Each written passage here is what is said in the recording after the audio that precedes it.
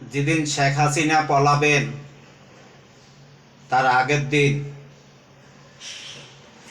আগের দিন শেখ হাসিনা তার কিছু কিছু বিশেষ বিশেষ মন্ত্রী, যেমন আইনমন্ত্রী, পলক, পুলিশের আইজিপি, সেনাবাহিনীর মেজর জেনারেল যে এখন বর্তমান যিনি গ্রেপ্তার হয়েছেন, তো তখন হাসিনা কি করলেন, পলানোর আগের দিন পুলিশের আইজিপিকে জিজ্ঞাসা করলো যে কি পরিস্থিতি। তা পুলিশের আইজিপি তিনি বললেন যে আর সম্ভব না, আমাদের গুলি নাই,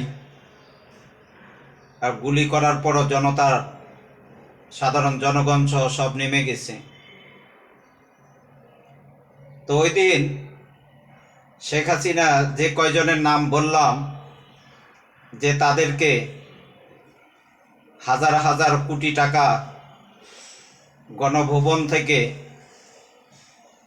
সেগুলো তারা ভাগবাট্টা করলো, সেগুলো তারা ভাগবাট্টা করে নিল। একজন বিটকেস ভরে ভরে টাকা নিয়ে গেল গণভবন থেকে, সেখানে আইনমন্ত্রী নিয়ে গেল, পলক নিয়ে গেল, পুলিশের আইজিপি আবদুল্লাহ আল মামুন তিনিও নিয়ে গেলেন, তারপরে সেনাবাহিনীর মেজর যিনি এখন বর্তমান গ্রেপ্তার আছেন তিনিও পেলেন। তখন হাসিনা পুলিশকে বলল যে তোমাদেরকে দিয়ে আর কোনো কাজ হবে না, যে এখন আমি সেনাবাহিনীকে বলবো গুলি করার জন্য।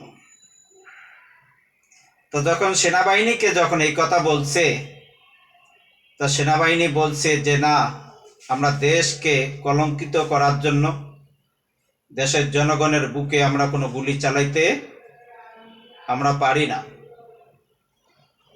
এরাই হলো দেশপ্রেমিক।